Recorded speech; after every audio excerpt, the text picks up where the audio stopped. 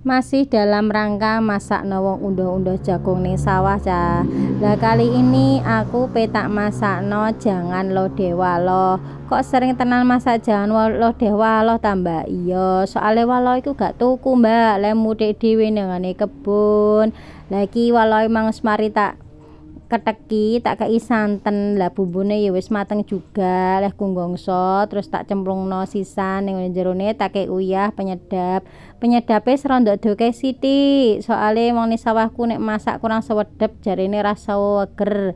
Tak cemplungi wak panggang ben tambah wituk engko jangane. Lah iki jangane wis mateng, terus lanjut saiki nggawe adune. Lah kanggo adune wong ning sawahku senengane gorengan lombok karo nan pindang diweni terasi.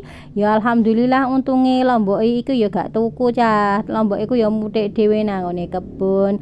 Lah nek wis mateng ngene iki siap diadai digawa budal ngirimne sawah karo nan melok sarapan ning gone tengah kedokan cah.